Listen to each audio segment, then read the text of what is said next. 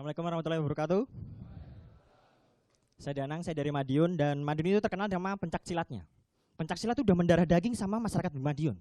Bahkan setiap kegiatan kita tuh harus menyisipi gerakan-gerakan pencak silat. Misalnya, nunjukin jalan. Pak, tahu Kula Nuwun kopi? Oh, Mas, lihat tangan saya baik-baik, Mas. Ki lurus, Mas. Perempatan kanan. Ada tempat besar itu, Mas.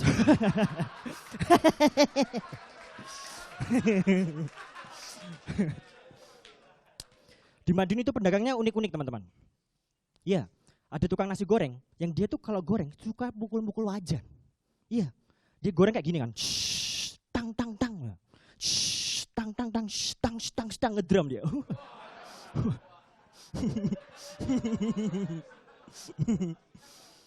Ada lagi penjual sate Madura. Dia tuh suka keliling komplek perumahan sambil bunyiin lonceng, krincing krincing krincing krincing krincing krincing. Masalahnya dia tuh lewat waktu jam tidur siang dan mengganggu saya. Iya, saya ngedumel gitu. Besok lewat lagi, awas kamu ya. Besoknya dia lewat lagi. Krincing krincing krincing krincing krincing krincing. Saya langsung buka pintu, set, ternyata jatilan.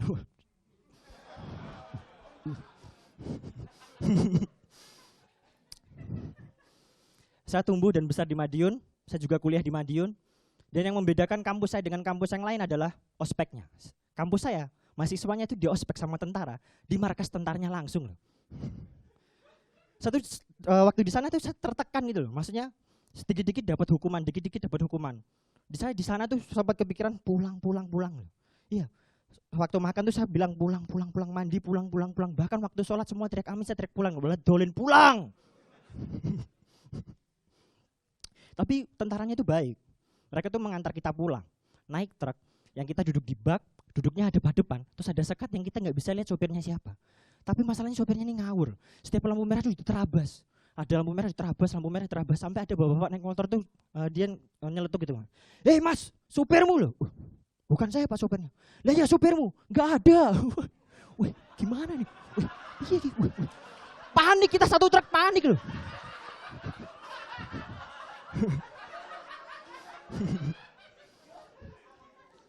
Dan waktu di ospek sama Pak tentara ini, yang paling saya ingat itu yel-yelnya. Kita manggil Pak tentaranya itu pelatih. Jadi setiap pelatihnya bilang gini kan, adakah merah putih di dadamu? Kita harus jawab, ada. Mana dia? Prok. Ini dia. Takutnya ini kebawa ke kehidupan sehari-hari.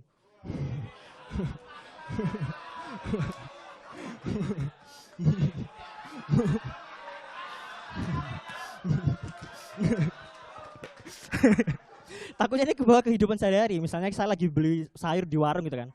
Baru masuk warung udah ditanya, mau cari apa Mas? Adakah tahu tempe di warung ini? Ada. Istri tentara dia.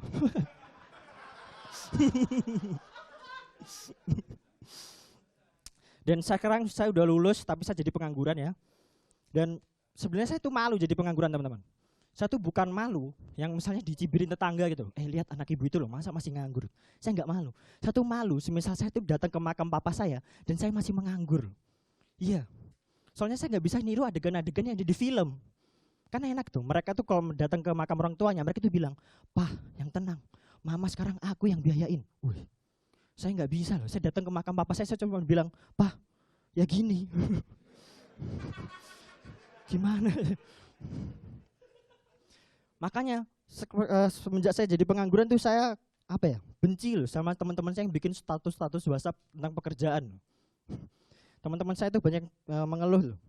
Bikin story WhatsApp tuh kayak videonya tuh video-video alam, terus tiba-tiba ada quotes-quotesnya tuh, ngerti gak sih?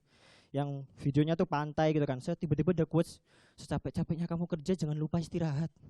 Loh, orang bodoh mana loh yang lupa istirahat?